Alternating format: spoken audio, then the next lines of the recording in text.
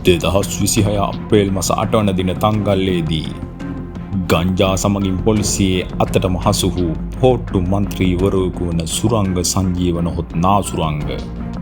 පේරා ගැනීම සඳහා Tangalle DCDB OIC CI වසන්ත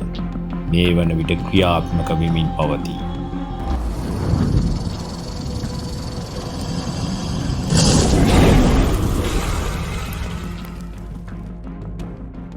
කටුවන ප්‍රාදේශීය සභාවේ පොහොට්ටු මන්ත්‍රීවරයෙකු වන සුරංග සංජීවන හොත් නාසුරංග යන අයවලුන් 2026 වසරේ අප්‍රේල් මාස 8 වන දින තංගල්ලේදී ඔහුගේ සුදු පැහැති කාර් රථයෙන් ගංජා තොගයක් ජාවාරම් කිරීම සඳහා ප්‍රවාහනය කිරීමේදී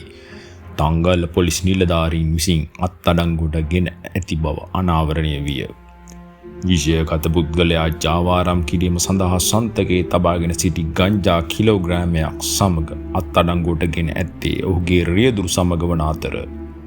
මෙම අත්අඩංගුවට ගැනීම තංගල්ලේදී සිදු කර ඇත. එනමුත් තංගල්ල DCDB OIC CI වසන්ත යන අයවලුන් නාසුරංග නොත් ගංජා සුරංග යන මන්ත්‍රීවරයා සන්තකයේ තිබූ ගංජා වෙනුවට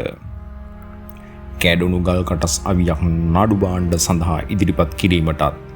ඔහුගේ රියදුරු සඳහා අත්අඩංගුවට ගන්නා ලද ගංජා ප්‍රමාණය නඩු භාණ්ඩ වශයෙන් ඉදිරිපත් කිරීමටත්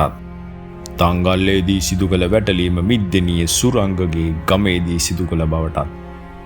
පොලිස් සටහන් පොතේ මේ වන විට තොරතුරු යොදා ඇති බව අනාවරණය වේ. පසුගිය රජයන් සමග දූෂිත ක්‍රියාවල නියැලෙනු CI වසන්ත වැනි දූෂිත නිලධාරීන් නිසා වත්මන් රජයේ පොලිස්පති විසින් රට තුළ මද්‍රව්‍ය ජාවාරම් හෝ සංවිධානාත්මක අපරාධ මැඩ පැවැත්වීම අපහසු වන බව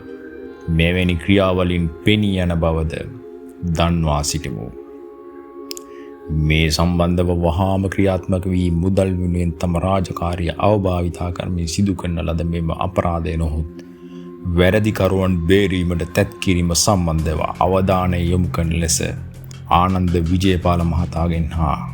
අතිගරු ජනාධිපති අනුර කුමාර දිසානායක මහතාගෙන්